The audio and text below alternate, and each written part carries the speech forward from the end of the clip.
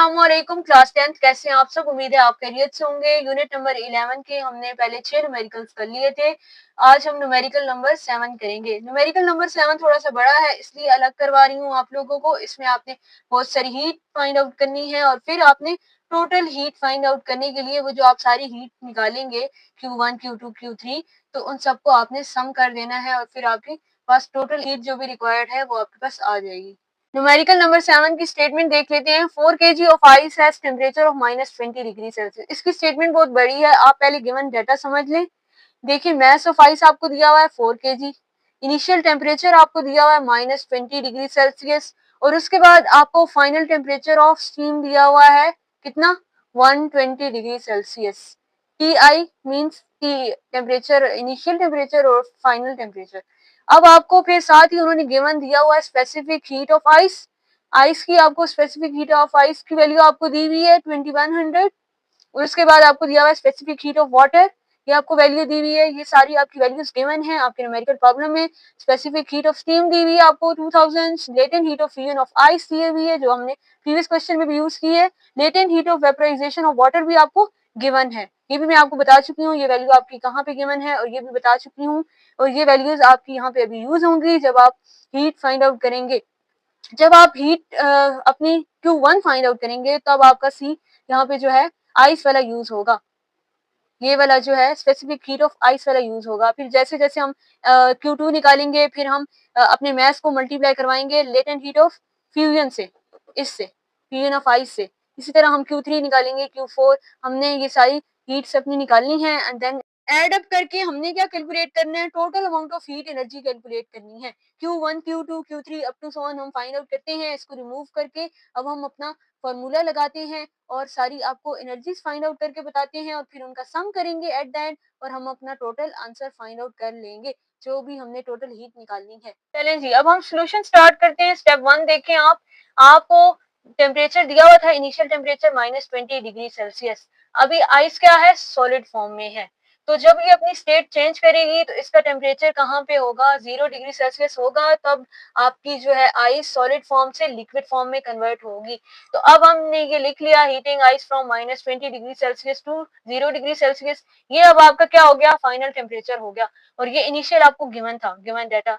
अब आपने यहाँ पे चाहें तो ये वाला स्टेप इधर साथ जब वैल्यूज हम पुट करें साथ भी कर सकते हैं और अलग करना है तो आपने साथ ही इधर सामने इसी के सेपरेट करना है ताकि उन्हें पता हो कि आप डेल्टा टी इसका फाइंड आउट कर रहे हैं Q1 के लिए।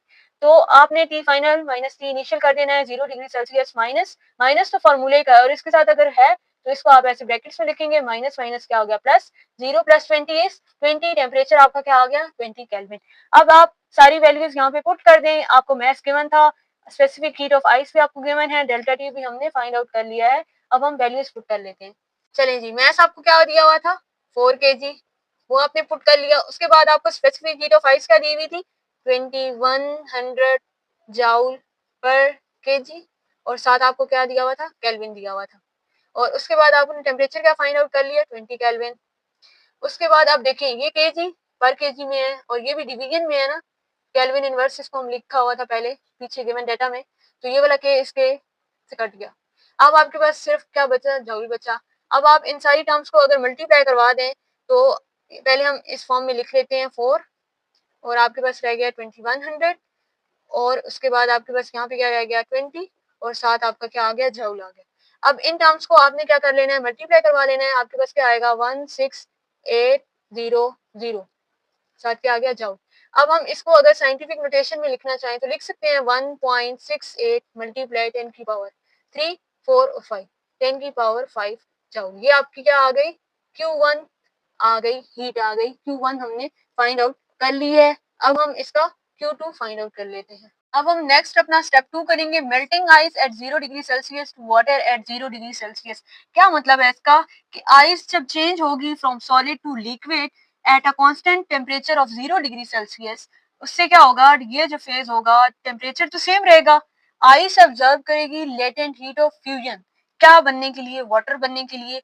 तो उस वजह से हमने ये लिखा, ये फॉर्मूला है आपका और ये मैंने मैथ्स की वैल्यू पुट कर दी और लेटेंट हीट ऑफ फ्यूजन जो आपको गिवन था वो भी मैंने लिख लिया। अब ये देखें केजी पर केजी से कट गया। अब ये देखें इसको अगर आप मल्टीप्लाई करवाएंगे तो क्या आपके पास बनेगा Q2 is equals to 13.2 multiply 10 की पावर 5 जूल आ गया। अब ये वाला पॉइंट अगर आपने यहाँ मूव करवाना है तो कैसे लिखेंगे 1.32 मल्टीप्लाई 10 की पावर 5 मल्टीप्लाई 10 की पावर 1। ये एक डिजिट हमने यहाँ मूव करवाया 10 की पावर 1 आ गई। अब बेसिस सेम पावर्स क्या हो जाएंगी, ऐड हो जाएंगी 1.32 मल्टीप्लाई 10 की पावर 5 प्लस 1। अब इधर मैं डायरेक्टली लिख रही हूँ, बेसिस सेम पावर्स ऐड का कंसेप्ट आपको मैं पहले दे चुकी हूँ। 5 प्लस 1 क्या हो जाएगा 6, और ये 7 आपका क्या आ गया जूल। यहाँ पे भी 7 जूल आपने लिखना है। ये 10 की पावर आपकी क्या है 1, 5 प्लस 1 6, ये आपका Q2 हमने फाइंड आउट कर लिया 1.32 मल्टीप्लाई 10 की पावर 6। नेक्स्ट आपका third step, heating water from 0 degree Celsius to 100 degree Celsius. क्या मतलब है इसका कि आपका बॉइलिंग पॉइंट ऑफ वाटर क्या होता है 100 डिग्री सेल्सियस। 100 डिग्री सेल्सियस आपका हो तो आप कहते हैं हमारा वाटर जो है वो बॉईल हो गया। उससे पहले का जो प्रोसेस है वो अभी आपका वाटर क्या है लिक्विड फॉर्म में ही है, अभी वो बॉइलिंग पॉइंट पे नहीं गया। और अब हम देख लेते हैं अपना Q3 का formula MC water delta T. ये आपको वैल्यू गिवन थी, ये भी गिवन है, और डेल्टा टी हमने यहाँ से फाइंड आउट कर लिया। ये आपका फाइनल टेम्परेचर है, final minus initial. Initial temperature आपका क्या है 0 डिग्री सेल्सियस, तो 100 minus 0 is 100, so your temperature is 100 kelvin. अब हम वैल्यूज पुट कर लेते हैं, यहाँ पे हम अपना Q3 फाइंड आउट कर लेंगे। मैथ्स आपको क्या दिया हुआ है 4 kg, और ये आपको क्या दिया हुआ था गिवन डेटा में, स्पेसिफिक हीट ऑफ वाटर आपके पास क्या है 4200 जूल पर केजी पर केल्विन, राइट। नेक्स्ट आपके पास डेल्टा टी क्या निकला है, अभी हमने जो फाइंड आउट किया है 100 केल्विन। केल्विन केल्विन से कैंसिल, केजी केजी से कैंसिल, और अब आपने इन सबको मल्टीप्लाई करवा लेना है आपस में। मल्टीप्लाई करवा के जो आपके पास, पहले इस फॉर्म में लिख लेते हैं हमारे पास क्या क्या बचा है, और फिर हम देख लेते हैं मल्टीप्लाई करवाने से क्या आता है। ऐसे हमने लिख लिया। इन सबको मल्टीप्लाई करवाने से जो आपके पास आती है टर्म वो ये आती है 000, ये आ गई। अब आप इसको अगर साइंटिफिक नोटेशन में लिखना चाहें 1.68 मल्टीप्लाई 10 की पावर 246 10 की पावर 6 जूल, ये आपका क्या आ गया Q3 आ गया। नेक्स्ट आपका step 4, vaporising water at 100 degree Celsius to steam at 100 degree Celsius. क्या मतलब है इसका कि आपका जो है ये फेज चेंज हो रहा है from liquid to gas. During this process आपका टेम्परेचर क्या रहेगा कांस्टेंट रहेगा एट 100 डिग्री सेल्सियस, और वाटर के मॉलिक्यूल्स तो ऑब्जर्व करेंगे ना, क्या ऑब्जर्व करेंगे latent heat of vaporisation of water. इनको अलाउ करने के लिए, इनकी ट्रांजिशन करवाने के लिए from liquid to steam, that's why हमने ये कहा। और अब हम ये फार्मूला लगाएंगे, अब हम वेपराइजेशन की बात करेंगे, latent heat of vaporisation of water की बात करेंगे। वैल्यूज सारी गिवन है, आपको पुट कर लेते हैं। मैथ्स आपको क्या दिया हुआ है 4 kg, latent heat of vaporisation of water आपको क्या दिया हुआ है 2.26 मल्टीप्लाई 10 की पावर 6 जूल पर केजी। ये आपका केजी केजी से कैंसिल, वो डिवीजन में दिया हुआ है, ये मल्टीप्लिकेशन में है, दोनों आपस में हो गए कैंसिल। अब इन दोनों टर्म्स को हम अगर मल्टीप्लाई करवाएं तो आपके पास क्या आएगा 9040000 जूल। अब इसको अगर आप साइंटिफिक नोटेशन में कन्वर्ट करना चाहें तो कैसे लिखेंगे 9.04 मल्टीप्लाई 10 की पावर 6 जूल, आपका क्या है Q4 निकल आया है। नेक्स्ट है आपका step 5, heating steam from 100 degree Celsius to 120 degree Celsius. 100 degree Celsius आपका क्या था बॉइलिंग पॉइंट ऑफ वाटर था। अब इससे सुपर हीटेड आपका क्या होगा स्टीम होगा, आपका स्टीम का टेम्परेचर होगा 120 डिग्री सेल्सियस। यहाँ पे आपका टेम्परेचर क्या हो रहा है इंक्रीज हो रहा है स्टीम का टेम्परेचर, किससे फ्रॉम बॉइलिंग पॉइंट से। तो अब ये आपका क्या हो गया final temperature, final minus initial, यहाँ पे हमने चेंज इन टेम्परेचर अपना फाइंड आउट कर लिया विच इज 20 केल्विन। अब हम वैल्यूज पुट कर लेते हैं। Q5 is equals to, math आपके पास क्या है 4 kg, और उसके बाद आपको स्टीम की स्पेसिफिक हीट, आपको स्टीम की क्या दी हुई है वो वैल्यू पुट कर लेते हैं हम 2000 जूल पर केजी पर केल्विन। चेंज इन टेम्परेचर अभी हमने फाइंड आउट किया है 20 केल्विन, केल्विन केल्विन से कट गया, केजी केजी से कट गया। Q5 अब आपके पास क्या आया है, ये आप सारी रिमेनिंग टर्म्स लिख लें 4 2000, और यहाँ पे क्या है आपके पास 20, साथ क्या आ गया जूल। इन सबको अगर आप मल्टीप्लाई करवा लें तो आपके पास क्या रिजल्ट बनेगा, ये बनेगा आपके पास 16000 जूल। अगर आप इसको साइंटिफिक नोटेशन में कन्वर्ट करना चाहें तो कैसे लिखेंगे 1.6 मल्टीप्लाई 10 की पावर 1 2 3 4 5 10 की पावर 5 जूल आ गया। अब हमने Q5 भी फाइंड आउट कर लिया है, अब हम अपनी total amount of heat find out करेंगे। अब हम आ जाते हैं अपने लास्ट स्टेप पे जिसमें हमने फाइंड आउट करनी थी total amount of heat energy. तो हमने क्या कहा था कि जितनी भी हमने स्टेप 1 स्टेप 2 3 में हमने जो अपनी हीट्स वगैरह निकाली हैं उन सबको हम क्या कर लेंगे ऐड कर लेंगे, तो वहां से हम क्या फाइंड आउट कर लेंगे टोटल हीट। तो अब हमने लिख लिया है Q1 plus Q2 plus Q3 plus Q4 plus Q5 जो आपके आंसर आए थे तब, जो हमने पीछे स्टेप्स किए हैं, उन सबको आपने लिख देना है और फिर उन सबको आपने ऐड कर देना है।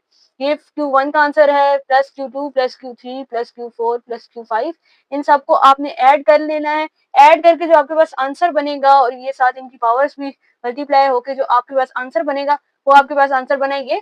अब इसको अगर मैं लिखना चाहूँ साइंटिफिक नोटेशन में तो कैसे लिखूंगी, 1.236 मल्टीप्लाई 10 की पावर 2467, 10 की पावर 7 जूल आपका क्या आ गया, यही आपका क्या आ गया फाइनल रिजल्ट। ये आपकी total amount of heat energy आ गई जो आपको चाहिए थी for the conversion of ice into steam. Ice तो ठहरी सॉलिड फॉर्म में और स्टीम तो बॉइलिंग पॉइंट से भी ऊपर लेवल की चीज है। तो इस सारे प्रोसेस को, ये जो हमने यहाँ पे सारे प्रोसेस किए थे, ये हीट फाइंड आउट की थी, उन सबका मकसद था कि हम यहाँ पे अपनी टोटल अमाउंट ऑफ हीट निकालें। और अप्रोक्सीमेटली आपके पास टोटल अमाउंट ऑफ हीट कितनी आ गई, 1.236 मल्टीप्लाई 10 की पावर 7, यही आपने फाइंड आउट करना था। न्यूमेरिकल बहुत बड़ा था लेकिन अंदर से उसके फॉर्मूलाज वही लग रहे थे जो हमने प्रीवियस अपने क्वेश्चंस में किए हैं। जस्ट आपने एंड पे आके टोटल अमाउंट ऑफ हीट निकाल लेनी है, सिंपल सा क्वेश्चन है। आई होप आपको ये 7 क्वेश्चन क्लियर हो गया हो और यहीं पे होता है हमारे चैप्टर 11 का एंड। और अब हम किसी नए चैप्टर के साथ मिलेंगे जो इम्पोर्टेंट लॉन्ग जहाँ से आ सकता है। एक लॉन्ग आपका इस चैप्टर से बनेगा और चॉइस में आपके सामने किसी और चैप्टर का बनना है। अब हम उस चैप्टर पे मूव करेंगे। नेक्स्ट वीडियो में मिलते हैं और तब तक के लिए अल्लाह हाफिज।